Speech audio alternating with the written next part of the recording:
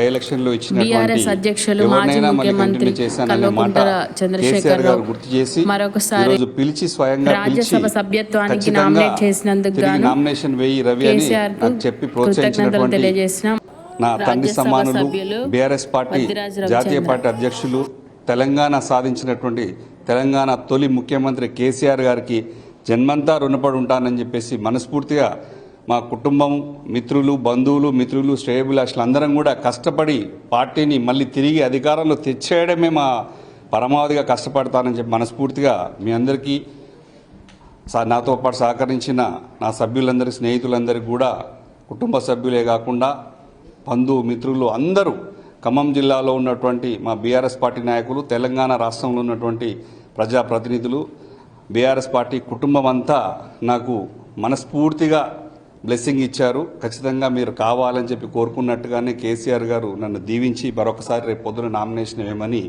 నా పేరు సూచించారు. దీనికి సహకరించినటువంటి పార్టీ వర్కింగ్ ప్రెసిడెంట్ కేటీఆర్ గారికి, అన్న హరీష్ అన్న గారికి, కవితమ్మ గారికి, మిగతా మిత్రులు బంధువులందరికీ కూడా మా జిల్లా అధ్యక్షులు మా లోక్సభ పక్ష నేత రాజ్యసభ పక్ష నేత కేకే అన్న గారికి ప్రత్యేక ధన్యవాదాలు తెలుపుకుంటూ లోక్సభ పక్ష నేత నామా నాగేశ్వరరావు గారికి కూడా మరియు మా జిల్లా అధ్యక్షులు తాత మధు గారు వెంకట వీరయ్య గారు నాతో సహకరించినటువంటి జిల్లాలో ఉన్నటువంటి ఖమ్మం జిల్లాలో ఉన్నటువంటి అందరూ నాయకులు కూడా మనస్ఫూర్తిగా నన్ను దీవించారు. కేసీఆర్ గారు ఖచ్చితంగా రేపు పొద్దున నామినేషన్ వేసి గెలిచి పార్టీని మనం పునర్వైభవం తీసుకొచ్చే విధంగా కష్టపడాలని చెప్పేసి అందరం అనుకున్నాం. ఖచ్చితంగా అదే జరుగుతుంది.